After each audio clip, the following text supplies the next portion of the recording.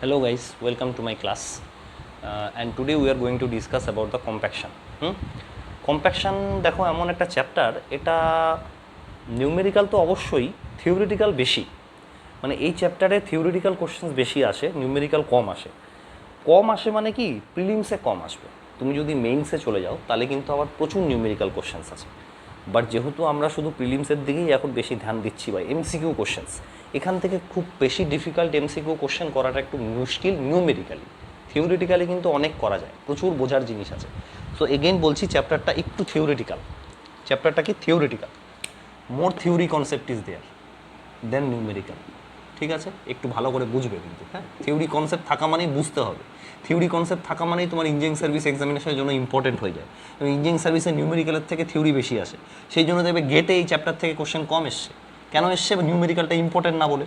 গেটে আসে নিউমেরিক্যাল, সেই জন্য কম এসছে। ইঞ্জিনিয়ারিং সার্ভিসে থিওরি বেশি আসে, সেই জন্য এটা বেশি ইম্পর্টেন্ট হয়ে যায় ইঞ্জিনিয়ারিং সার্ভিস এক্সামিনেশনের জন্য।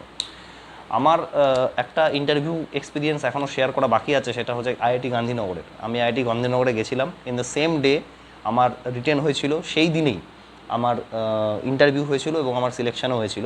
আমি স্ট্রাকচার এবং সয়েল দুটোতেই চান্স পেয়েছিলাম। যদি আমার আইআইটি গুয়াহাটিতে না হতো তাহলে আমি আইআইটি গান্ধীনগরে যেতাম। আইআইটি গান্ধীনগরের পুরো ইন্টারভিউটা আমার কম্প্যাকশন চ্যাপ্টার থেকে ধরেছিল। দ্য হোল ইন্টারভিউ, পুরো সয়েলেরটা আর কি, স্ট্রাকচারটা না। স্ট্রাকচার ইন্টারভিউ অন্য জায়গা থেকে হয়েছিল, যখন স্ট্রাকচার পড়াবো তখন বলবো। এই পার্টিকুলার ইন্টারভিউটা পুরোটাই আমার কম্প্যাকশানের উপর হয়েছিল। কম্প্যাকশান থেকে, কম্প্যাকশানের বাইরে একটা কোশ্চেন ওরা জিজ্ঞেস করেনি। সো জানি না কেন, অন্য কোশ্চেন কেন জিজ্ঞেস করো না, পুরো কোশ্চেন আমাকে কম্প্যাকশান থেকে ধরেছে। টোটাল আমার 15 থেকে 20 মিনিটের মতো ইন্টারভিউ হয়েছিল। খুবই বেশি না, 15 থেকে 20 মিনিট, but the total questions, concept, everything they ask from this chapter. Okay, তো চলো আমরা কম্প্যাকশন চ্যাপ্টারটা শুরু করে দিই, দেখি আজকে শেষ করা যায় কি না। মাঝে মাঝে একটু প্রবলেম হচ্ছে, ঠিক আছে। তো যাই হোক, আমরা শুরু করে দিই, দেখা যাক শেষ করতে পারি কি না। সো কম্প্যাকশন,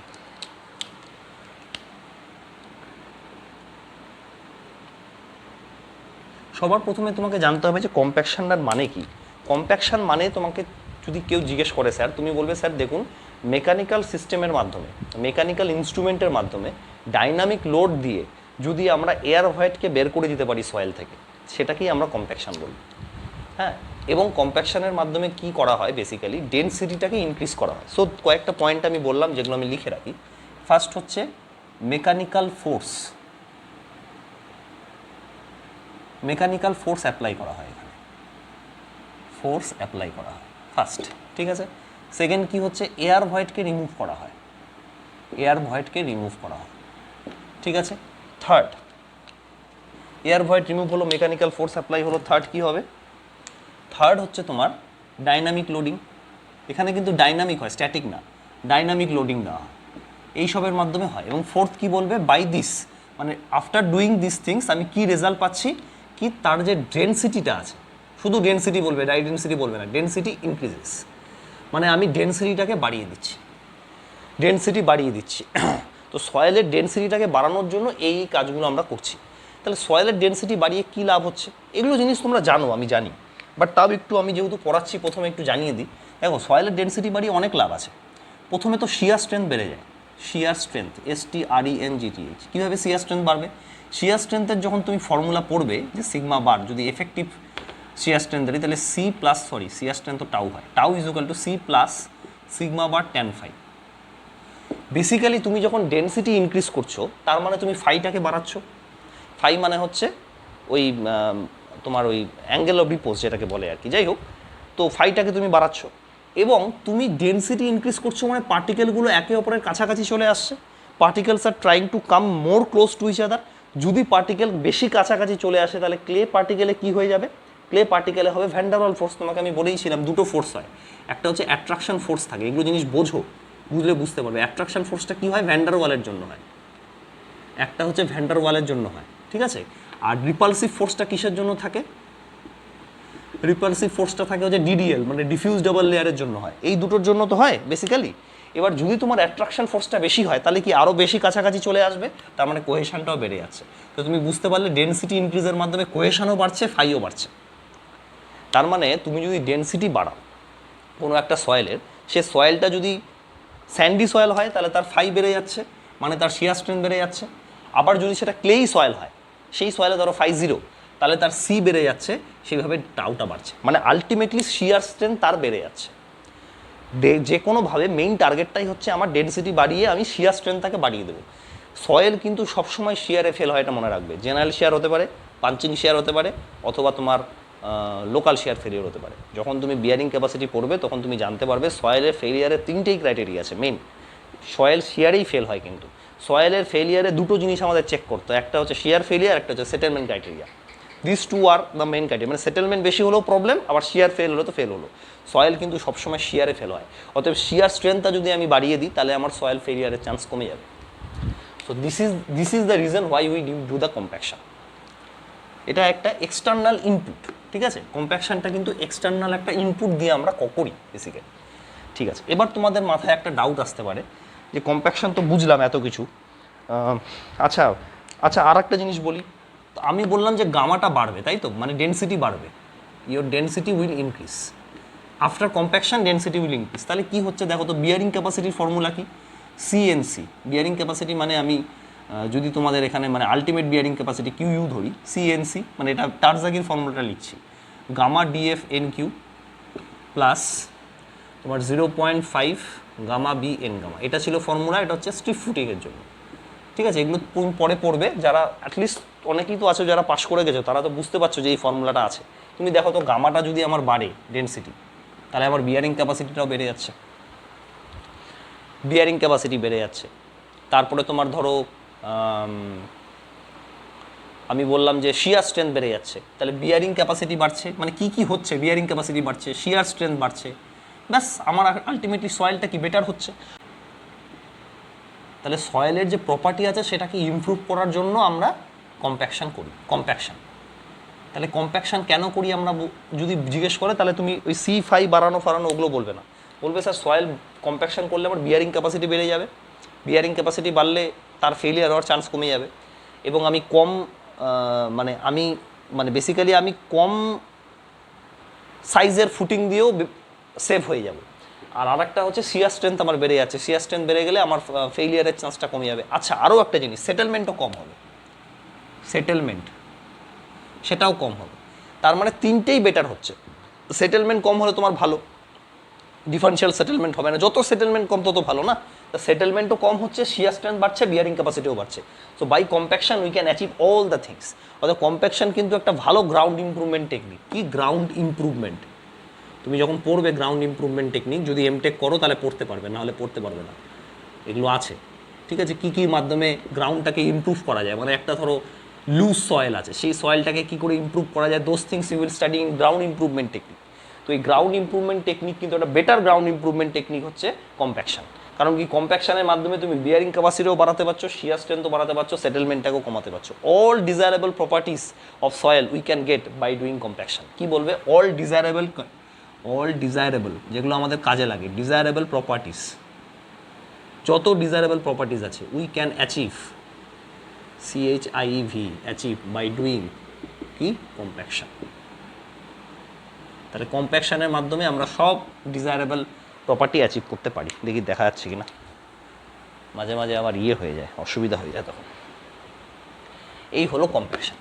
নেক্সট কী আছে বলো তো? কম্প্যাকশন আর কনসোলিডেশনের একটা ডিফারেন্স আছে, যেটা তোমাকে জানতে হবে। যে দুটো শুনতে অনেকটা একই রকম লাগছে, যে কনসোলিডেশনও তো এই কাজগুলোই করে, না এই কাজগুলো করে না। কি আছে বলো তো? এটা বেসিক ডিফারেন্স আছে, এটা খুব ইম্পর্টেন্ট। একটা হচ্ছে কম্প্যাকশন আর নেক্সট হচ্ছে তোমার consolidation. These two are main thing. কী ডিফারেন্স আছে? এর পরের চ্যাপ্টারটা আমরা কনসোলিডেশন পড়বো, আজ একটু আগেই তাহলে আমরা দেখে নিই যে কী আছে। দেখো, কম্প্যাকশন তো সবচেয়ে বড় হচ্ছে static load, dynamic load. Compaction হচ্ছে ডাইনামিক, আর কনসোলিডেশনটা তোমার হচ্ছে স্ট্যাটিক লোড। এখন তোমরাও সব কিছু বুঝতে পারবে না, কী জিনিস না জিনিস, যখন কনসোলিডেশন পড়ে নেবে তখন ভালো করে বুঝতে পারবে। কম্প্যাকশন হচ্ছে এয়ার ভয়েডকে রিমুভ করা হয়, এয়ার ভয়েড রিমুভ করা হয় কম্প্যাকশানে। কিন্তু কনসোলিডেশনে আমার পোর ওয়াটারটা বের হয়ে যায়, এয়ার ভয়েড না, কি ওয়াটার।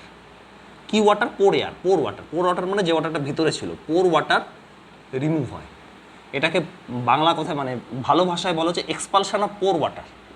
এখানে হয় এক্সপালশন, অফ পোর ওয়াটার, মানে পোর ওয়াটারটা বেরিয়ে যায়। তাহলে এখানে কি হয়, এখানে যদি তুমি ভাষাটা বলো এক্সপালশন অফ এয়ার ভয়েড, এখানে হচ্ছে এক্সপালশন অফ এয়ার ভয়েড হয়, ওখানে এক্সপালশন অফ পোর, ওখানে কেউ এক্সপালশন অফ পোর ওয়াটার হয়। আচ্ছা এখানে কি বলো তো, এটা হচ্ছে কুইক প্রসেস, খুব তাড়াতাড়ি হয়, কুইক প্রসেস, কুইক প্রসেস খুবই তাড়াতাড়ি হয়। কিন্তু consolidation is a very time taking process. Consolidation হতে কিন্তু 21 বছর, 20 বছর, 50 বছর, 100 বছরও কনসোলিডেশন শেষ হয় না। তুমি যখন কনসোলিডেশনে গ্রাফ পড়বে, আমি পড়াবো, কনসোলিডেশনে গ্রাফ দেখবে অ্যাসিম্পটোটিক হয়ে যায়। এই যে এরকম একটা গ্রাফ আছে, তুমি দেখবে এইরকমভাবে এসে এইরকম চলে যায়, মানে এটা কখনোই শেষ হয় না। সো আলটিমেট কনসোলিডেশন কিন্তু তুমি কখনোই পাবে না। তোমার যে ইউ এর ফর্মুলাটা আছে, যারা জানো তারা বুঝতে পারবে কী ছিল, 1.783 মাইনাস 0.933 মনে হয় ইন্টু লগ, আমার এক্স্যাক্টলি এখন মনে পড়ছে না, 100 মাইনাস ইউ, এটা কী জানো, এটা মনে হচ্ছে ডিগ্রি অফ কনসোলিডেশনের একটা ফর্মুলা ছিল না, হ্যাঁ এটা মনে হয়, হ্যাঁ হ্যাঁ যাই হোক এরকম একটা ছিল।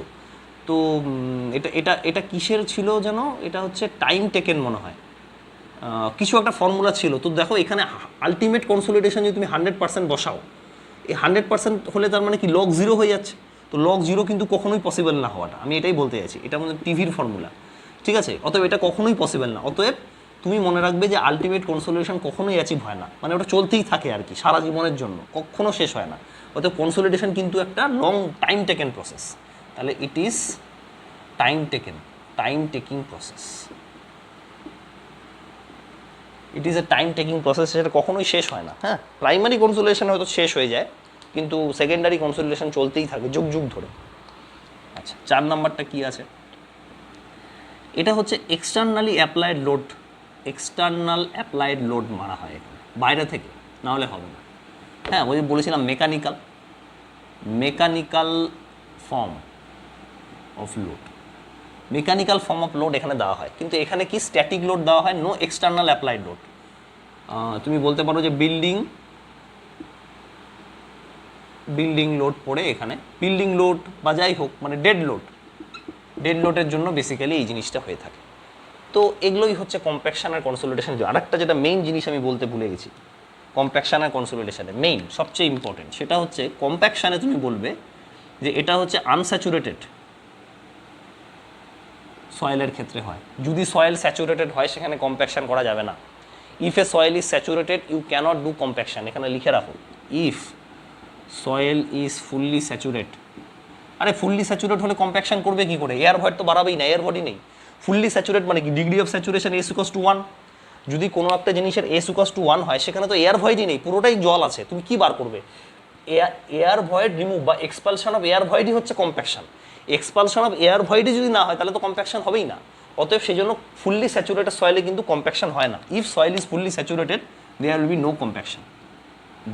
বি নো কম্প্যাকশন, সেখানে কিন্তু কম্প্যাকশন হবে না, আমি বলে দিলাম। আর আমাদের এটাতে কি হয় বলো তো, কনসোলিডেশনে soil is assumed to be fully saturated, এটা আবার ফুললি স্যাচুরেটেডের ক্ষেত্রেই করা হয়েছে, মানে পার্শিয়ালি স্যাচুরেটেড সয়েলের ক্ষেত্রে কিন্তু কনসোলিডেশনে কোনো ফর্মুলা অ্যাপ্লাইড নয়। তার মানে কি এই যে পার্শিয়ালি স্যাচুরেটেড সয়েলে কনসোলিডেশন হবে না, কখনোই না। পার্শিয়ালি স্যাচুরেটেড সয়েলের ক্ষেত্রেও কনসোলিডেশন হয়, কিন্তু আমাদের যে ফর্মুলাগুলো ডেরাইভ করা হয়েছে সেই ফর্মুলাগুলো কিন্তু কনসোলিডেশনে অ্যাপ্লাই করা যাবে না যদি তুমি পার্শিয়ালি স্যাচুরেটেড সয়েল ধরে নাও। কনসোলিডেশনের যে টেস্ট আছে, আমি তো 100টার উপর কনসোলিডেশন টেস্ট করেছি, কনসোলিডেশনের যে টেস্ট আছে সেই টেস্টটা তুমি যখন করবে তখন দেখবে সয়েলটাকে প্রথমে স্যাচুরেট করে দেওয়া হয়, তার জন্য টাইম লাগে, তারপরে ওটাকে টেস্ট করা হয়। উইদাউট মানে fully doing the saturation, without doing full saturation to the soil আমরা কিন্তু কনসোলিডেশন টেস্ট স্টার্ট করতে পারবো না। যাই হোক, যখন তোমরা টেস্ট করবে ল্যাবে যদি করে থাকো তাহলে জানবে, যদি না করে থাকো তাহলে যখন যদি এমটেক করতে গিয়ে তোমাদের কোনোদিনও ভাগ্য হয় তাহলে তুমি জানতে পারবে যে কী করে ফুললি স্যাচুরেট করে তারপরে কনসোলিডেশন স্টার্ট করা হয়। আনলেস আর আদারওয়াইজ কনসোলিডেশন মানে unless or otherwise soil is fully saturated তুমি কনসোলিডেশন কিন্তু টেস্ট করতে পারবে না, ঠিক আছে। ওকে, তো এই জিনিসগুলো মোটামুটি ছিল, আরও থাকতে পারে, নোটসে দেখে নিও, অত এগুলো জিনিস নিয়ে অত কিছু বলার নেই। মেইন জিনিস যেটা বলার আছে সেটা হচ্ছে যে কম্প্যাকশানটা কী করে হয়। দেখো এটা একটা প্র্যাকটিক্যাল জিনিস আছে, কিছু না, বেসিক্যালি ঘটনাটা হলো হচ্ছে যে কম্প্যাকশানটা হয় কী করে। দেখো প্রথমে একটা মোল্ড থাকে, আমি এমনি একটা অ্যাপ্রক্সিমেট তোমাদের বলছি, এরকম একটা মোল্ড থাকে, একটু বড় মোল্ড নেই, এরকম একটা মোল্ড থাকে, ঠিক আছে? প্রক্টর মোল্ড বলা হয় এটাকে, প্রক্টর, এটাকে বলা হয়েছে প্রক্টর মোল্ড। এবার কি করা হয় বলো তো, এই মোল্ডের মধ্যে সয়েলটা ফিল করে দেওয়া হলো বিভিন্ন রকম, 3 লেয়ার হোক 5 লেয়ার হোক, কত কী লেয়ার সেটা আমরা পড়বো, আপাতত ওইসব জিনিস নিয়ে জানতে যেও না। আপাতত তুমি জেনে নাও সয়েলটাকে ফিল করা হলো। For the time being you assume that soil is been filled, ঠিক আছে? সয়েলটাকে আমরা এখানে ফিল করে দিলাম, ভালো কথা। সয়েলটাকে আমরা এখানে ফিল করি, এগুলো সয়েল আছে। সয়েল ফিল করার পরে কী বলতো, এরকম একটা র্যামার থাকে, সেই র্যামারের একটা পার্টিকুলার ওয়েট থাকে, একটা পার্টিকুলার হাইট থেকে ফেলতে হয়। সে হাইটটা কত বা ওয়েট কত সেগুলো তোমার জানার দরকার নেই। কি জানলে না তাহলে তুমি? ওয়েট অফ হ্যামার জানলে না, ছেড়ে দাও, পরে জানবে। আর কি জানলে না? হাইট অফ ফল তুমি জানতে পারলে না, পরে জানবে। আর একটা কী জানতে পারলে না? নাম্বার অফ লেয়ার, মানে কত নাম্বার লেয়ারে আমি এটাকে ফিল করবো সেটাও জানতে পারলে না, পরে জানবে। আর একটা তুমি কী জানতে পারলে না বলো তো? আর একটা তুমি জানতে পারলে না যে নাম্বার অফ ব্লো, মানে এই হ্যামারটা দিয়ে যে আমি ব্লো মারবো, কতগুলো মারবো, 50টা মারবো না 100টা মারবো না 200টা মারবো না 2টো মারবো না 4টা মারবো না 5টা মারবো, সেটাও তুমি জানতে পারবে না। তো all this things due course of time তোমার ক্লিয়ার হবে। আপাতত তুমি এগুলো জানো না, আমি জাস্ট স্ট্রেস প্রসিডিওরটা তোমাকে বলছি। এই জিনিসগুলো কিন্তু তোমরা জানো না, পরে জানবে, আজকেই জানবে, বাট এখনও তুমি এই জিনিসগুলো জানো না। সো ডোন্ট মেক হারাগাড়ি, তাড়াহুড়ো করো না, ঠিক আছে? তো তুমি কি বললো, প্রথমে সয়েলটা ফিল করে দিলে, সয়েলটা ফিল করার পর তুমি র্যামার দিয়ে, এটার একটা ওয়েট আছে, একটা পার্টিকুলার হাইট আছে, সেই হাইট থেকে তুমি ধপধপ করে মারবে, নাম্বার অফ ব্লোজ সে যতই হোক একটা তুমি মারলে। মারার পরে কি হলো বলো তো? সয়েলটা কম্প্যাক্ট হলো, এটাই তো কম্প্যাকশন। সয়েলটা কম্প্যাক্ট হলো, সয়েলটা যেই কম্প্যাক্ট হয়ে গেল, তুমি কি করবে বলো তো? প্রথমে সয়েলের ওয়েটটা নিবে, সয়েল ওয়েট প্রথমে নিলে, একটা থাকলো ধরো W1, তারপরে কম্প্যাক্টেড ওয়েট নেবে, কম্প্যাক্টেড ওয়েট নেবে ধরো W2, এইভাবে তুমি ওয়েটটা নিয়ে নিলে। কম্প্যাক্টেড ওয়েট নেওয়ার পরে তুমি কি করবে বলো তো? তুমি এখান থেকে একটা সয়েল স্যাম্পেল কালেক্ট করবে, কালেক্ট সয়েল স্যাম্পেল। তুমি যেই একটা সয়েল স্যাম্পেল এখান থেকে কালেক্ট করলে, তার তুমি ওয়াটার কন্টেন্ট ডিটারমাইন করতে পারবে। ওয়াটার কন্টেন্ট ডিটারমাইন করো, তার তুমি ওয়াটার কন্টেন্ট ডিটারমাইন করে রাখলে 24 ঘন্টা পরে। করার পরে তুমি কি করবে? গামা ডি বার করবে। গামা ডি ফর্মুলা কী ছিল? গামা ডি মানে হচ্ছে WD ডিভাইডেড বাই ভলিউম। আরে বাবা, গামা ডি মানে কি? Dry weight by total volume. Dry ওয়েটটা কত? কম্প্যাক্টেড ওয়েট W2, এটা তুমি নিয়ে রাখলে। আর ভলিউমটা কত? এই জায়গাটার ভলিউম তোমার জানা আছে, আরে এই সিলিন্ডারটার ভলিউম তো তোমার জানা থাকবে, সেই ভলিউমটা তুমি রাখো, যাই ভলিউম হোক। অতএব তুমি গামা ডি পেয়ে গেলে। তাহলে এই গামা ডি তুমি কোন ওয়াটার কন্টেন্টের রেসপেক্টে পেলে তার একটা গ্রাফ প্লট করতে হবে, এটাই হচ্ছে কম্প্যাকশন। এই যে তুমি একটা ওয়াটার কন্টেন্ট ডিটারমাইন করেছিলে না, এখান থেকে একটা স্যাম্পেল কালেক্ট করে ওয়াটার কন্টেন্ট ডিটারমাইন করেছিলে, এইটাই তোমার বলতে হবে যে গামা ডি ভার্সেস ওয়াটার কন্টেন্টের একটা গ্রাফ বার করতে হবে, এটাই হচ্ছে কম্প্যাকশন। এটা আমি আবার বলবো, ডোন্ট ওয়ারি। তাহলে কীরকম গ্রাফ হবে বলো তো? এইরকম তুমি একটা গ্রাফ পাবে, একটা হচ্ছে গামা ডি পাবে, আর একটা হচ্ছে ওয়াটার কন্টেন্ট পাবে। এক্স অ্যাক্সিসে থাকবে ওয়াটার কন্টেন্ট, ওয়াই অ্যাক্সিসে থাকবে গামা ডি। অনেকে পরীক্ষা এটা কী বলে বলো তো? গামা ডি ম্যাক্স বাই ওএমসির গ্রাফ বলে দিলে ভুল। গামা ডি ম্যাক্স বাই ওএমসির গ্রাফ এটা নয়, এটা গামা ডি ভার্সেস ওয়াটার কন্টেন্টের গ্রাফ। সেখান থেকে তুমি গামা ডি ম্যাক্স আর ওএমসি পাবো। তুমি যদি পরীক্ষায় বলে দাও কম্প্যাকশন কার্ভ মানে গামা ডি ম্যাক্স ভার্সেস ওএমসির গ্রাফ, তাহলে কিন্তু তোমার ভুল হয়ে গেল, আমি বলে দিলাম। It is not a curve of gamma d max by ওএমসি, it is a curve of gamma d versus water content. সেখান থেকে গামা ডি ম্যাক্স আর ওএমসি আমরা পাই। Please don't make this kind of mistakes. তাহলে কি হলো, কি হচ্ছে বলো তো? এরকম একটা পয়েন্ট তুমি পেলে ধরো, ঠিক আছে, আবার তুমি পুরো সয়েলটাকে রিমুভ করে দিয়ে অন্য একটা ওয়াটার কন্টেন্ট নিলে, অন্য একটা ওয়াটার কন্টেন্ট করে ভালো করে মিক্স করলে, র্যাম ফ্যাম করলে, করে তুমি অন্য একটা ওয়াটার কন্টেন্ট পাবে, তার করেসপন্ডিং অন্য একটা গামাডি পাবে, কারণ কি তুমি ওয়াটার কন্টেন্টটা চেঞ্জ করেছো, অন্য গামাডি পেলে সেইটা আবার তুমি এখানে নিলে, এরকম করে তুমি বিভিন্ন রকম গ্রাফ পাবে। তোমার আলটিমেটলি এরকম একটা গ্রাফ পাওয়া যাবে। এই কাফটাই তোমার হচ্ছে ফাইন করার ব্যাপার। তার কারণটা কি? এই যে তুমি পয়েন্টটা পাচ্ছ, পিক পয়েন্টটা, এটা হচ্ছে তোমার গামা ডি ম্যাক্স, আর যে পয়েন্টের রেসপেক্টে তুমি পাবে সেটা হচ্ছে ওএমসি, মানে এই ময়েশ্চার কন্টেন্টে ম্যাক্সিমাম গামা ডি পাওয়া যায়। এটাই আমার ফাইন্ড আউট করার মেন টার্গেট।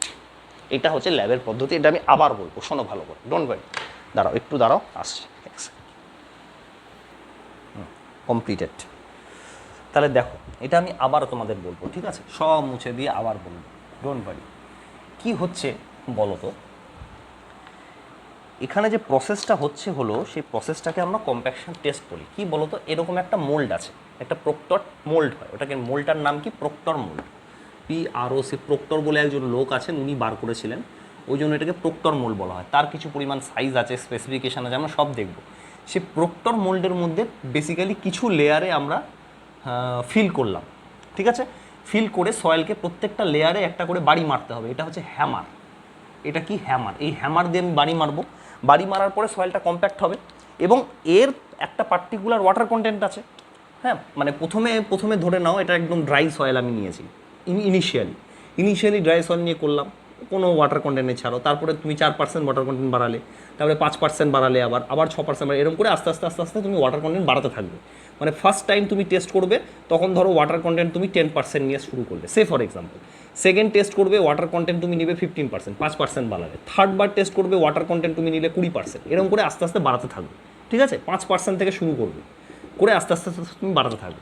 তো যত তুমি চেঞ্জ করবে সেই হিসাবে তোমার আলটিমেটলি ভ্যালুগুলো আলাদা আলাদা আসবে। তো তুমি কি করবে, এরকম একটা প্রক্টর মোল্ড নেবে, প্রক্টর মোল্ড নিয়ে তুমি হ্যামার দিয়ে বাড়ি মারবে, বাড়ি মেরে মেরে মেরে মেরে পুরো ফুল ফিল করবে, কিন্তু একদম যতটা তোমার ভলিউম দরকার ফুল তুমি এরকম ফিল করে দেবে, ঠিক আছে। ফিল করে দেবে, ফিল করে দিয়ে তুমি কি করলে, ধরো এটার একটা certain amount of water content আছে, এটা ধরো ইন্টারমিডিয়েট কোনো একটা আমি টেস্ট করছি, মানে প্রথম দুবার করা হয়ে গেল, ধরো 10% ওয়াটার কন্টেন্ট নিয়ে তুমি জল নিয়ে আর কি তুমি এটা টেস্ট করেছো, কম্প্যাক্ট করেছো। কম্প্যাক্ট করার পরে তুমি ওয়েটটা দেখলে কত, ধরো WD তোমার বেরোলো হচ্ছে weight of soil after compaction.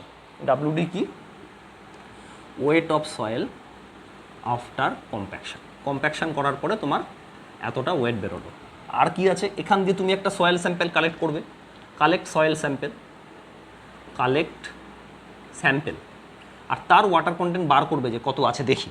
সেটা তোমার বেরোলো ধরো W1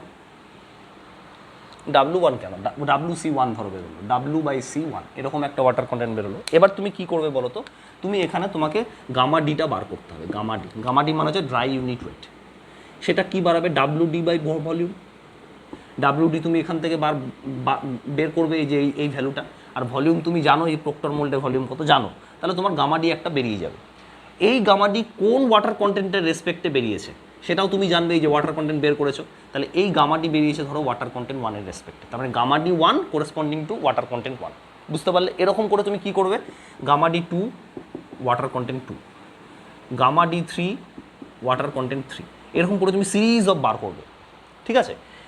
করে তুমি এরকম একটা প্লট করবে গ্রাফ, এটাকে কম্প্যাকশন কার্ভ বলা হয়। কি বলা হয়, compaction curve. This curve is very important. কেন, দেখো এই কম্প্যাকশন কার্ভটা যখন তুমি প্লট করবে তখন এদিকে তোমার থাকবে গামা ডি আর এদিকে থাকবে ওয়াটার কন্টেন্ট। তো তুমি ভ্যালু পেয়েছো না, পয়েন্ট পেয়েছো, এটা একটা পয়েন্ট, এটা একটা পয়েন্ট, এটা একটা পয়েন্ট, মানে গামা ডি 1 ওয়াটার কন্টেন্ট 1 একটা পয়েন্ট, এরকম করে তুমি অনেকগুলো পয়েন্ট পেয়েছো। তো সেই পয়েন্টগুলো তুমি এখানে পুট করবে, 1, 2, 3, 4, 5, 6টা এরকম করে দেখবে। এইরকম একটা ইন জেনারেল এরকম একটা কার্ভ পাওয়া যায়। সব সয়েলের ক্ষেত্রে যে এরকম হবে তার কিন্তু কোনো মানে নেই, স্যান্ডের ক্ষেত্রে আবার এরকম হয়। তো যাই হোক, সেগুলো পরের কথা, আমরা আস্তে আস্তে ওখানে আসবো। তো এরকম একটা কার্ভ তুমি পাবে, this kind of curve you will get. এই কার্ভটা কি বলে হচ্ছে কম্প্যাকশন কার্ভ। এরকম করে তুমি জোড়া লাগিয়ে দিবে। এবার তুমি এইটা কেন বার করলে, মানে why you are doing this compaction. আমি এই কম্প্যাকশনটা এই কারণেই বার করলাম, কারণ কি আমরা দেখতে পাচ্ছি, কি দেখতে পাচ্ছি বলো তো, we are observing that at a particular water content, একটা পার্টিকুলার ওয়াটার কন্টেন্টে আমি ম্যাক্সিমাম ড্রাই ডেন্সিটি পাচ্ছি। তার মানে ওয়াটার কন্টেন্ট যদি আমার বেশি হয় তাহলেও আমার ডেন্সিটি কমে যাচ্ছে, ওয়াটার কন্টেন্ট কম হলেও ডেন্সিটি কমে যাচ্ছে। তাহলে কম্প্যাকশনের মাধ্যমে আমার কি টার্গেট ছিল, আমি যে প্রথমে পড়ালাম ইন্ট্রোডাকশন, সেখানে কম্প্যাকশনের মাধ্যমে আমার কি টার্গেট ছিল, একমাত্র একটাই টার্গেট ছিল যে আমাকে গামা ডিটাকে বাড়াতে হবে। যদি আমি ড্রাই ডেন্সিটিটাকে বাড়াতে পারি তাহলে কী কী জিনিস হয়ে যাবে, অটোমেটিক্যালি আমার বিয়ারিং ক্যাপাসিটি ভালো হবে, অটোমেটিক্যালি আমার শিয়ার স্ট্রেংথ ভালো হবে, শিয়ার স্ট্রেংথ SHEAR শিয়ার স্ট্রেংথ বেটার হবে, অটোমেটিক্যালি আমার সেটেলমেন্ট কম হয়ে যাবে।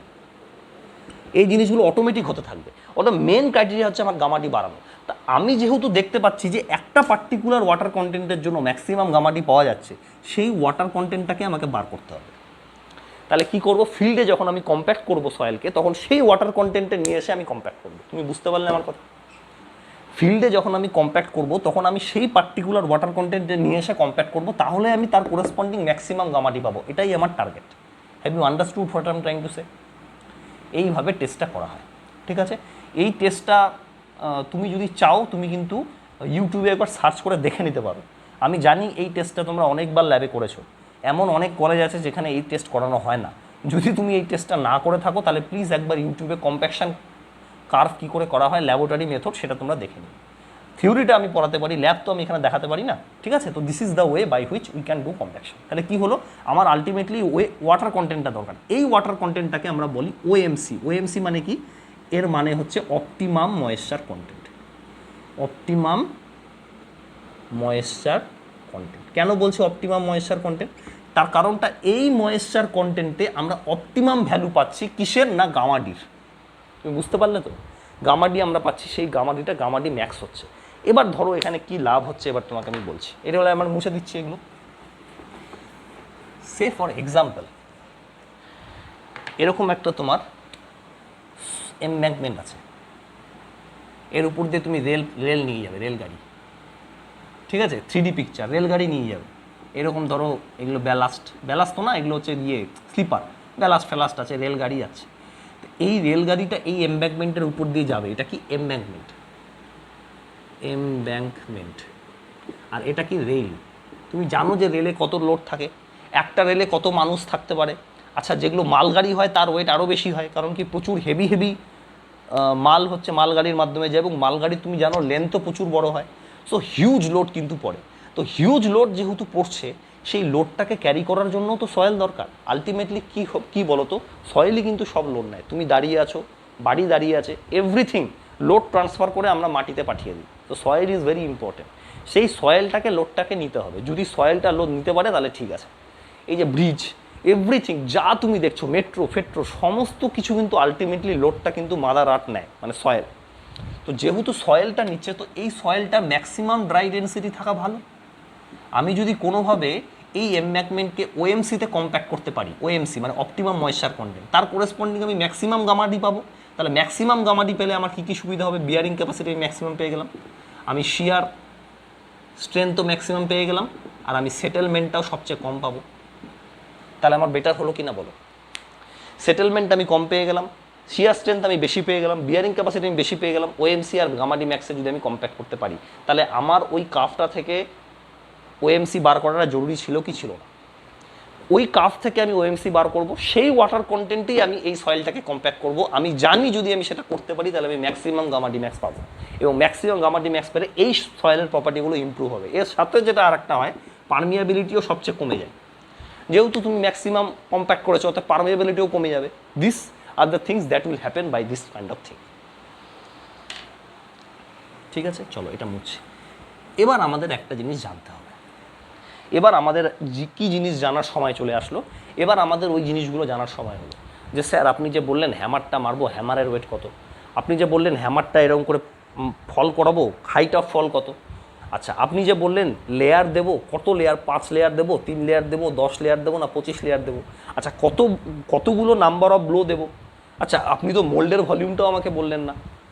এই যে মোল্ডটা যে ছিল তার ভলিউমটা কত? এই সব জিনিস এখন জানার সময় চলে এসছে। এটা আমি তখন কেন বলিনি বলো তো? কারণ কি প্রত্যেকটা টেস্টের জন্য আলাদা আলাদা ভ্যালু আছে। দেয়ার আর 4 টেস্ট অ্যাভেলেবেল। কী আছে? একটা প্রক্টর টেস্ট, একটা মডিফাইড প্রক্টর টেস্ট, একটা আইএস লাইট ওয়েট, আর একটা আইএস হেভি ওয়েট। 4টের জন্য 4টে আলাদা আলাদা ক্রাইটেরিয়া আছে। প্রত্যেকটা জিনিস তোমাকে মনে রাখতে হবে। পরীক্ষায় প্রচুর কোশ্চেন আসে এখান থেকে, কল্পনা করতে পারবে না কতটা important. Please put this things in your short notes, এবং প্রত্যেক দিন দেখবে যেন তোমার মনে থাকে। আমি বলে দিচ্ছি, এই যে 4টা আমি এখন লেখাবো, নেক্সট 10 মিনিট ধরে আমি বক করবো 4টের উপরে, এটা কিন্তু তোমাদের বাই হার্ট মুখস্থ করতে হবে। কোনটা কখন চলে আসবে তুমি কল্পনা করতে পারবে না। খুবই কিন্তু মানে জিনিসটা যখন তুমি একসাথে পড়বে না, তোমার মনে হবে কি বলো তো, প্রত্যেক দিন বোধহয় একই রকম, তুমি ভুলে যাবে, কনফিউজড হয়ে যাবে। সেই জন্য আমি বলছি এই নোট জিনিসটা তুমি তোমার সয়েল মেকানিক্সের শর্ট নোটসে রাখবে। কি হলো তাহলে? সবার প্রথমে দেখো name of test. Name of test দিলাম, ঠিক আছে, এরকম করে দাড়ি মারলাম, ঠিক আছে। প্রথমটা নেম অফ টেস্ট, তারপরটা কি? ওয়েট অফ হ্যামার, 1 নম্বর। হাইট অফ ফল, এটা মানে আমি যেরকম করে লিখছি সেরকম করে লিখতে হবে, তার কোনো মানে নেই। আচ্ছা, তারপরে কি? ভলিউম অফ মোল্ড, এই যে মোল্ডটার ভলিউম কত ছিল। তারপরে তুমি কি নাম্বার অফ লেয়ার, ঠিক আছে। তারপরে তুমি কি পাবে নাম্বার অফ লেয়ারের পরে, নাম্বার অফ ব্লোস, মানে এক একটা লেয়ারে তুমি কতগুলো নাম্বার অফ ব্লো দিলে 1 2 3 4 5। আর কি জিনিস জানবে? Number of blow, number of layer, volume of mould, height of fall, weight of hammer. আর কি জানবে ও? ব্যাস এই 5টাই জিনিস, আর তো কিছু নেই। এবার দেখুন টেস্টের নামগুলো কী কী আছে। প্রথমটা হচ্ছে প্রক্টর টেস্ট। এই টেস্টটাই সবার প্রথমে বার করা হয়েছিল, প্রক্টর কম্প্যাকশন, ঠিক আছে। তারপরে যেটা এসেছিল সেটা হচ্ছে আইএস লাইট ওয়েট, এর সাথে এর মিল আছে বলে আমি এরকম লিখছি। তারপরে তুমি বলবে হচ্ছে মডিফাইড প্রক্টর টেস্ট। তারপরেরটা হচ্ছে আইএস হেভি ওয়েট। বুঝতে পারলে আমি কি বললাম? প্রথমটা হচ্ছে প্রক্টর কম্প্যাকশন, তারপর আইএস লাইট ওয়েট, এটা হচ্ছে ইন্ডিয়ান স্ট্যান্ডার্ড। এই যে প্রক্টর যে আছে না, এগুলো ব্রিটেনের, আমরা পরে নিজের মতো করে স্ট্যান্ডার্ড চেঞ্জ করেছি। এটা হচ্ছে modified proctor test, PROCTOR, modified proctor test. আর এটা হচ্ছে আইএস হেভি ওয়েট, মানে হচ্ছে আইএস হেভি ওয়েট টেস্ট আর কি। এই 4টে জিনিস তোমার আছে, এটা হচ্ছে ইন্ডিয়ান স্ট্যান্ডার্ড, ঠিক আছে। এই 4টে জিনিস তোমার আছে, ঠিক আছে। জিনিসগুলো দেখি কি। প্রথমে হচ্ছে ওয়েট অফ হ্যামার প্রক্টর কম্প্যাকশনে কত।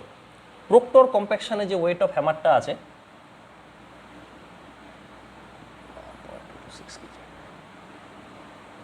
এটা হচ্ছে 5.5 পাউন্ড হয়। এটা হচ্ছে তোমার 10 পাউন্ড হয়, পাউন্ড, ঠিক আছে। এইটাকে পাউন্ড বলে কিন্তু, POUND, পাউন্ড। 1 পাউন্ড মানে 0.45 কেজি, মনে রাখবে, ঠিক আছে। এটা হচ্ছে 1 পাউন্ড মানে এত কেজি আছে। হাইট অফ ফল কত হয় এখানে হাইট অফ ফল কত হয়? এখানে হাইট অফ ফল হচ্ছে 12 ইঞ্চি, এখানে হয় 18 ইঞ্চি। 18 ইঞ্চ থেকে ফেলতে হবে, ইঞ্চ 1 ইঞ্চ মানে হচ্ছে 2.54 সেন্টিমিটার।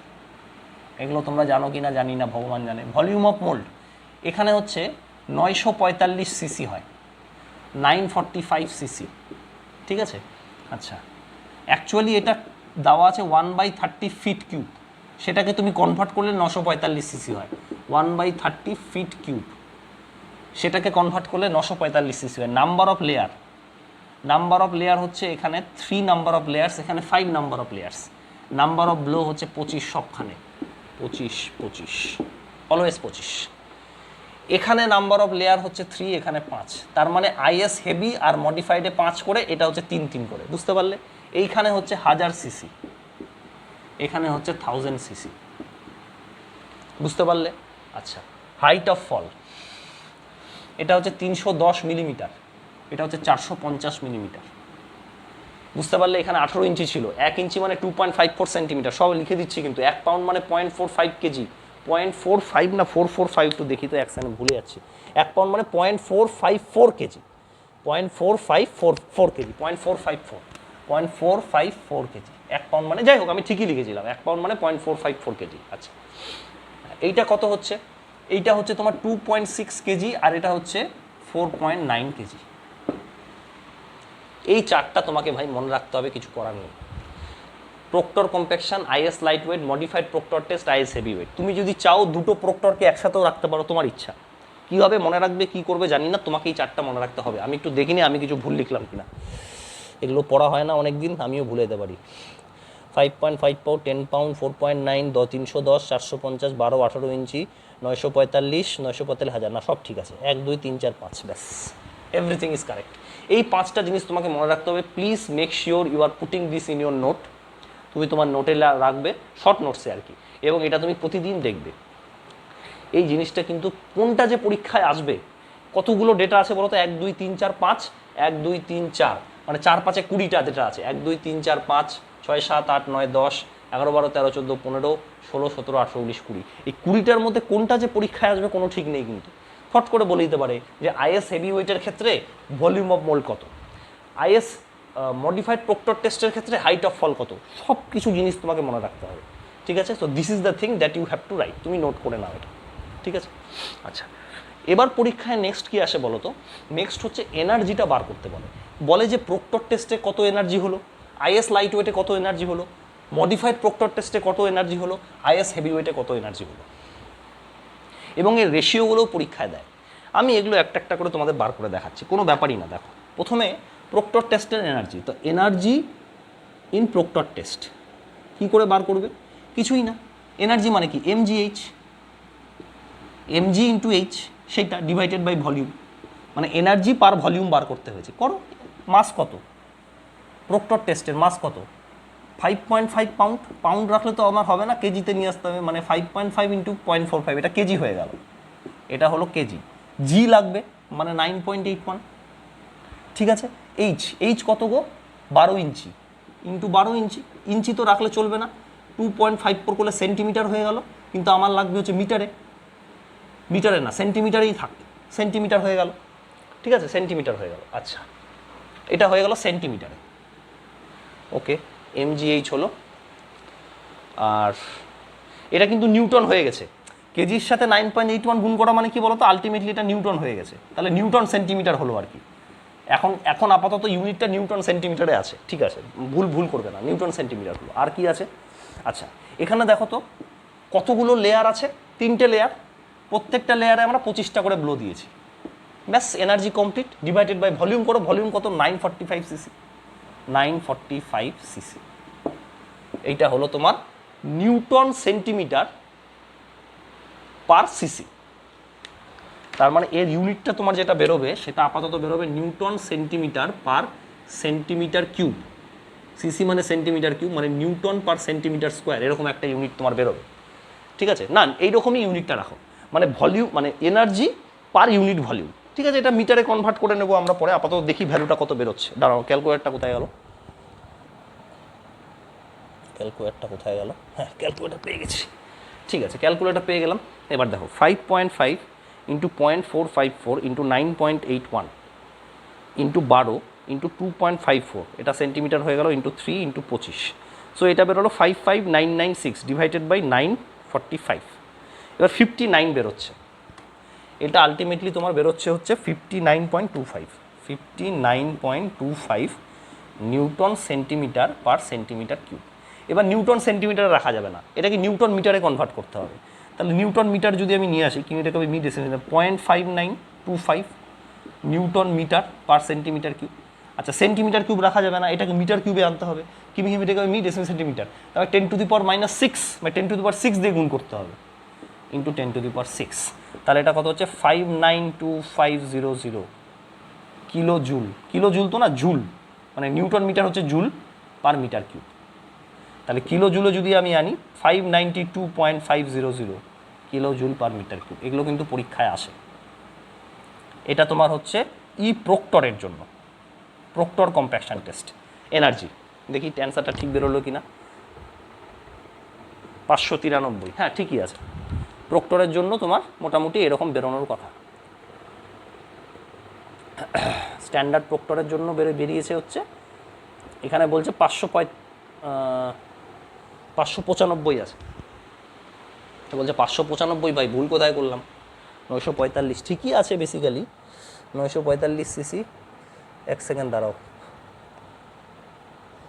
ঠিকই করেছি আমি, 5.5 ইন্টু 4.454 9.81 12 ইঞ্চি 2.54 সেন্টিমিটার করে দিলাম, 3 লেয়ার 25 ডিভাইডেড বাই 9, ঠিকই আছে, ওই রকমই মোটামুটি কাছাকাছি আসে, মানে কোথাও তো অ্যাপ্রক্সিমেশনের ব্যাপার আছে, সেই জন্য মানে নোটে এটা 995 দেওয়া আছে, ও অল্প সামান্য জিনিস। এটা হলো তোমার প্রক্টর, তাহলে তোমার এখানে লাস্ট কি আছে, আরেকটা তোমার এখানে টেবিল করতে হবে, আরেকটা টেবিল তোমাকে লাগবে, সেখানে তুমি রাখবে হচ্ছে আরেকটা টেবিল, মানে আরেকটা কলাম বানাবে, রো কলাম না, সেটা হচ্ছে এনার্জি, মানে কোনটাতে কত এনার্জি হচ্ছে, এখানে তোমার 593 এনার্জি আসলো kilo joule per metre cube, এরকম একটা প্রক্টর, প্রক্টর মানে এটা standard Proctor, STD standard Proctor compaction, ওটা মডিফাইড প্রক্টর টেস্ট। তাহলে এবার এটা তুমি এখানে লিখে নিলে, এবার দেখি মডিফাইডে কত এনার্জি বেরোচ্ছে, প্রত্যেকটা তোমাকে বার করতে হবে ভাই, কিছু করার নেই, ঠিক আছে, জাস্ট ডু ইট। মডিফাইডে কত হচ্ছে দেখি, এবার তো আর তোমাদের বোঝানোর দরকার নেই, তোমরা বুঝেই গেছো, 10 পাউন্ড, পাউন্ড মানে কি 0.454, কেজি হলো 9.81, মানে নিউটন হয়ে গেল নিউটন। আচ্ছা 10⁻³ করে দিই, তাহলে কিলো নিউটন হয়ে গেল, মানে এই পুরো জিনিসটা কিলো নিউটন হয়ে গেল। ঠিক আছে, ইন্টু 18 ইঞ্চি, 18 ইঞ্চ মানে 2.54 সেন্টিমিটার, সেন্টিমিটারটাকে ডাইরেক্ট মিটারে করে দিই, মানে 10⁻² মিটার, তাহলে পুরো জিনিসটা মিটার হয়ে গেল। তার মানে আপাতত এখন কিলোমিটার ইন্টু মিটারে আছে। ওকে, আচ্ছা কত লেয়ার? 5 লেয়ার 25 নাম্বারগুলো হয়ে গেল, ডিভাইডেড বাই ভলিউম কত বলেছে? 945 সিসি আছে, সিসিটাকে 10⁻⁻6 করলে মিটার কিউব, তাহলে ultimately kilometre metre per metre cube মানে কিলো জুল পার মিটার কিউবে তোমার অ্যান্সার আসবে। দেখো কত আসছে, কত এসছে? 10 into 0.454 into 9.81 into 10⁻³ into 18 into 2.54 into 10⁻² into 5 into 25 divided by 945 into 10⁶। ভ্যালুটা আসলো দেখো 2693।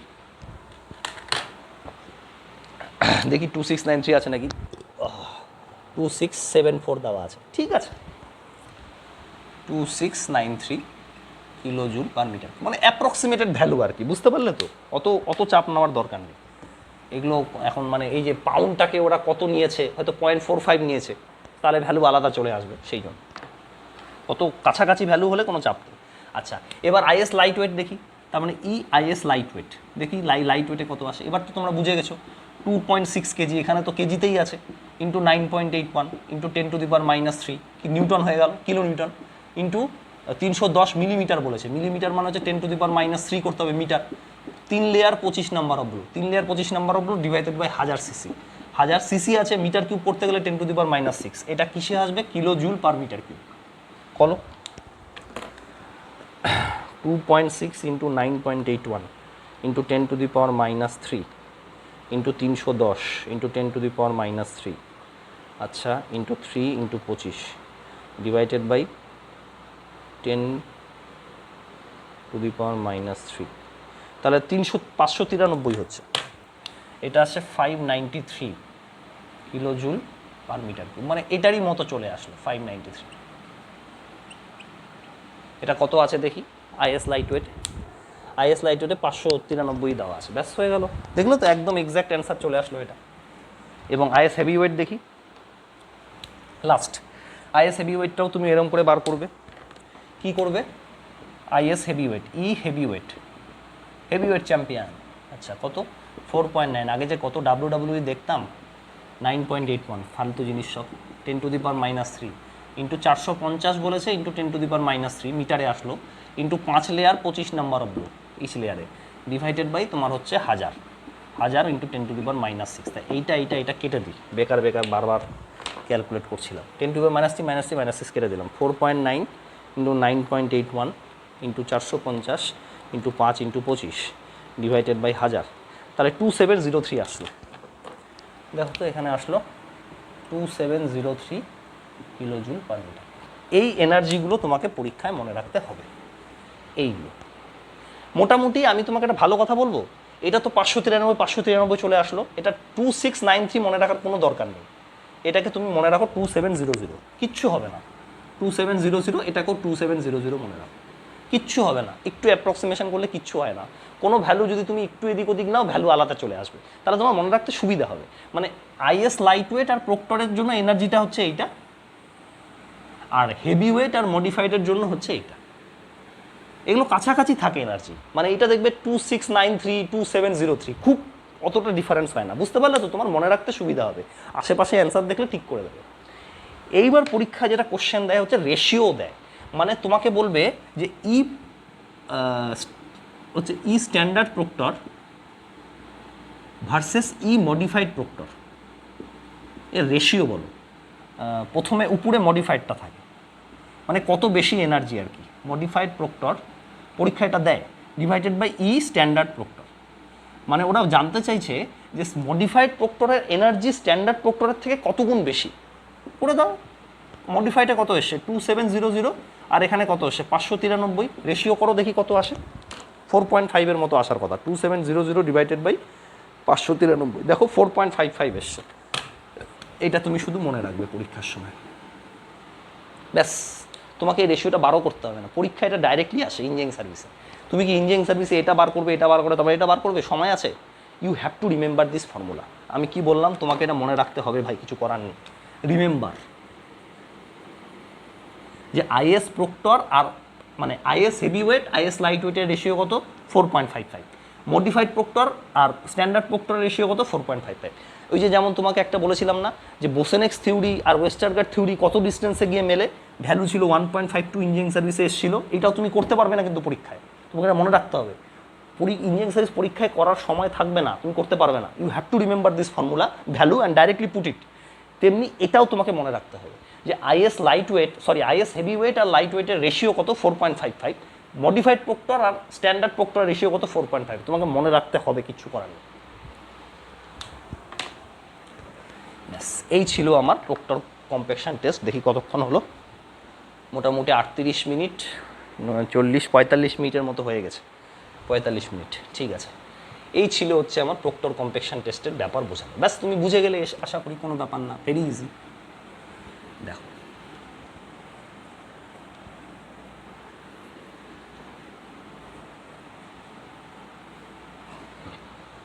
দেখি নেক্সট কি আছে।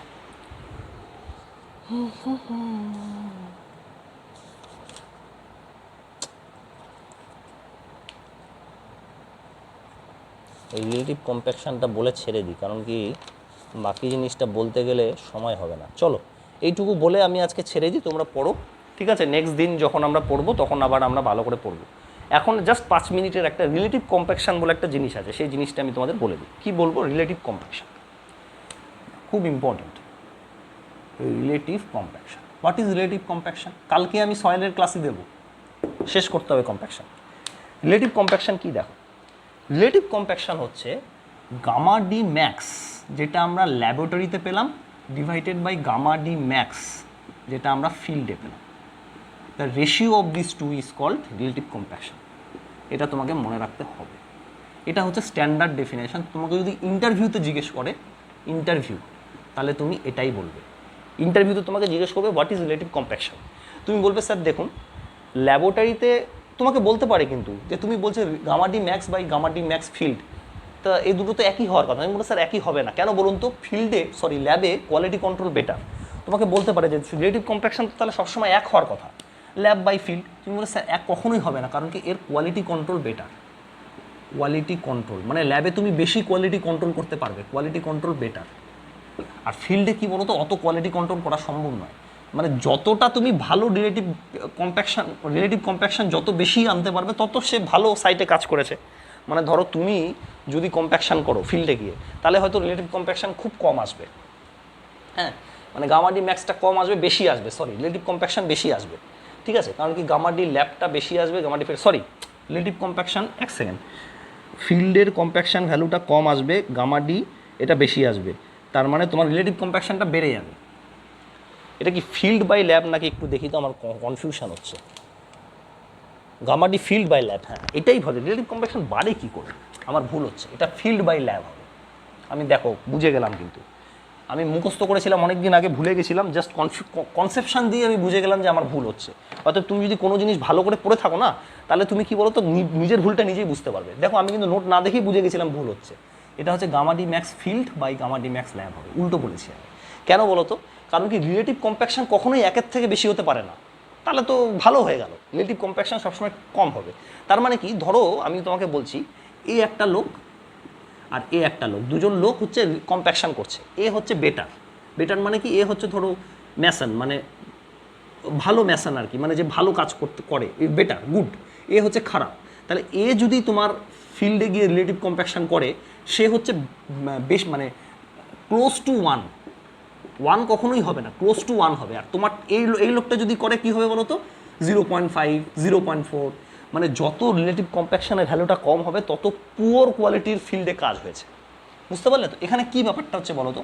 তোমাকে এটা বলতে পারে পরীক্ষায় যে তুমি কি বলছো রিলেটিভ কম্প্যাকশন তো সবসময় এক হওয়ার কথা। তুমি বলে স্যার সবসময় এক হয় না কেন? ওটাই বলছিলাম যে ল্যাবে তোমার কোয়ালিটি কন্ট্রোলটা বেটার। কোয়ালিটি কন্ট্রোল হচ্ছে ল্যাবে বেটার।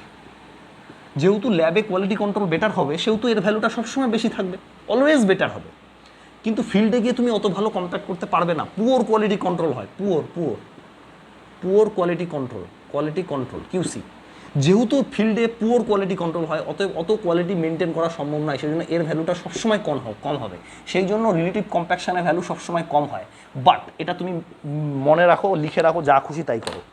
কি আমি বলছি, if relative compaction is good মানে close to one, is close to one, যদি রিলেটিভ কম্প্যাকশন একের কাছাকাছি যায়, দেন কি বলবে, the quality control at field is better. এটাই তো জুনিয়র ইঞ্জিনিয়ারে পাওয়ার। দেখো তুমি একটা জুনিয়র ইঞ্জিনিয়ার হবে, যদি হও, পিডাব্লিউডি রোডসে কাজ করবে, তুমি তো কম্প্যাকশন কার্ভ ফিল্ড ল্যাবরেটরিতে দেখে নিয়েছো মানে বেসিক্যালি কী হয় বলো তো, পিডাব্লিউডির লোকেরা আমাদের যাদবপুর বা জলপাইগুড়ি বা শিবপুরে পাঠায়, সেখান থেকে ওখানকার স্যাররা সাইন করে পাঠিয়ে দেয় যে এই সয়েলের জন্য এইটা হচ্ছে ম্যাক্সিমাম গামাডি ম্যাক্স, ধরো তো ওরা বললো যে 22 kilo newton per metre cube, এইটা হচ্ছে ম্যাক্সিমাম গামাডি ম্যাক্স। ওএমসি ধরো আমি বলছি, ওএমসি হচ্ছে 25% ওয়াটার কন্টেন্টে এই গামাডি ম্যাক্সটা পাওয়া যাচ্ছে অ্যাজ পার ল্যাবরেটরি রিপোর্ট। এটা কি বলতো, অ্যাজ পার ল্যাব রিপোর্ট এটা পাওয়া যাচ্ছে, তোমাকে ওনারা বলে দিলেন স্যাররা, যাদবপুরের স্যাররা।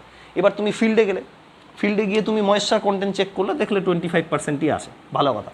কিন্তু তুমি দেখছো গামাডি ম্যাক্সটা কত হয়ে গেছে বলো তো, 20 হয়ে গেছে, কিন্তু হওয়ার কথা কত ছিল, 22 হয়ে গেছে 20, তার মানে 2 kilonewton per metre cube compaction ওরা ভালো করে করতে পারেনি। সো তাহলে এখানে রিলেটিভ কম্প্যাকশন কত হচ্ছে, তুমি বলবে রিলেটিভ কম্প্যাকশন হচ্ছে 20/22, তাহলে ভ্যালুটা কত আসছে, 20/22, সেটা আসছে 0.91, তুমি বলবে ভালো কম্প্যাকশন করেছে। 0.91 is a better, very good compaction, মানে এই কোয়ালিটি অ্যাচিভ করা কিন্তু সহজ না, তুমি বলবে বেটার করেছে। বাট ধরো তুমি অ্যাজ এ জুনিয়র ইঞ্জিনিয়ার সাইটে গিয়ে এই ভ্যালুটাই ধরো তুমি দেখতে পেলে যে 15 এসছে, 22-এর জায়গায় 15 এসছে, তাহলে এটা কি হয়ে যাবে, 15 হয়ে যাবে, 15/22, তাহলে ভ্যালুটা কত হচ্ছে দেখো, 15/22, ভ্যালু ইজ কামিং টু 0.68। তুমি বলবে ভাই তুমি বেটার কম্প্যাকশন করোনি, অ্যাটলিস্ট 75% বা 80%-এর উপর কম্প্যাকশন হওয়া উচিত, রিলেটিভ কম্প্যাকশন অ্যাটলিস্ট 80%-এর উপর হওয়া উচিত, তাহলে তুমি ভালো বলতে পারো। 0.68 মানে 68% কম্প্যাকশন হয়েছে, মানে 68% কম্প্যাকশন মানে ভাবতে পারছো 32% কম্প্যাকশন হয়নি, যেটা হওয়া উচিত ছিল, এত পুয়ার কোয়ালিটি কন্ট্রোল ফিল্ডে। তুমি তখন বলবে ভাই তোমার যে সাইট ইঞ্জিনিয়ারকে বলবে তোমাদের যে লেবাররা কাজ করছে তারা এখানে ভালো করে কম্প্যাকশন করতে পারেনি, তুমি আবার কম্প্যাক্ট করো, মানে তুমি বলবে যে তুমি আবার কম্প্যাক্ট করো, the compaction is not been done in a proper way. এই হচ্ছে ব্যাপার, ফিল্ড এক্সপিরিয়েন্স তোমাকে আমি শেয়ার করলাম, এইভাবে তুমি গিয়ে কাজ করবে। অ্যাসিস্ট্যান্ট ইঞ্জিনিয়ার এগুলো জেনারেলি করে না, এই হচ্ছে ব্যাপার। আচ্ছা, এবার এটা তো আমি ল্যাবের কথা বললাম, ফিল্ডের কথা বললাম, প্রবলেমটা কি বলো তো, প্রবলেমটা হবে হচ্ছে তোমাকে তো প্রথমে চাকরিটা পেতে হবে, তুমি চাকরিটা পাবে তারপরে না ফিল্ডে গিয়ে এরকম কাজ করবে। চাকরি পাওয়ার সময় এই ফর্মুলা দিয়ে তোমার অঙ্ক আসবে না, কেন বলো তো, এই ফর্মুলা দিয়ে অঙ্ক আসলে সবাই পারবে, এটা এমন একটা কমন ফর্মুলা হয়ে গেছে রিলেটিভ কম্প্যাকশনের যে সবাই এটা পারবে, সেই জন্য এই ফর্মুলা দিয়ে অঙ্ক আসবে না। রিলেটিভ কম্প্যাকশনে আরও দুটো ফর্মুলা আছে, সেই ফর্মুলাগুলো দিয়ে আসবে। আর একটা ফর্মুলা কি, relative compaction is equal to 1 + E minimum divided by 1 + E, এটা সেকেন্ড ফর্মুলা, এটা হচ্ছে ফার্স্ট ফর্মুলা, এটা সেকেন্ড ফর্মুলা। থার্ড ফর্মুলা কি বলো তো, relative compaction is equal to 80 + 20% of ID, 20 × ID, এখানে আইডিটা তুমি ফ্র্যাকশানে রাখবে, আইডি ইন ফ্র্যাকশন। তুমি কিন্তু বইয়ের ফর্মুলা দেখতে যাও না, এখানে হচ্ছে 0.2 × আইডি আছে বইতে দেখবে, তাহলে আইডিটা তুমি যদি এরকমও রাখতে পারো 80 + 0.2 × আইডি, তাহলে আইডিটা তুমি পার্সেন্টেজে রাখবে, পার্সেন্টেজ যেটা খুশি। যদি তুমি 20 রাখো তাহলে ফ্র্যাকশানে আইডি বসাবে, যদি তুমি 0.2 রাখো তাহলে তুমি আইডিটা পার্সেন্টেজে বসাবে। তুমি বুঝতে পারলে আমার কথা, যে কোনো একটা কিন্তু, আইদার এটা বা এটা, আমি এভাবে মনে রাখি, বইতে দেখবে নিচেরটা করে দেওয়া আছে। আমার অ্যাকচুয়ালি 80-20 মনে রাখাটা সুবিধা হয়, একটা 80 একটা পয়েন্ট আমি ঘাবড়ে যাই, সেই জন্য আমি 80-20 হিসাবে মনে রেখেছি। তাহলে আইডিটা কিন্তু তোমাকে ফ্র্যাকশানে বসাতে হবে, পার্সেন্টেজে বসাবে না। ঠিক আছে, দাঁড়া তো দেখে নিই,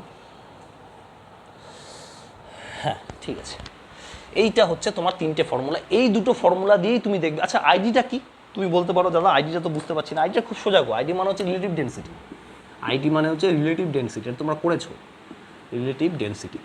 রিলেটিভ ডেন্সিটি কী ছিল? রিলেটিভ ডেন্সিটি ফর্মুলা ছিল না e max minus e natural divided by e max minus e mean.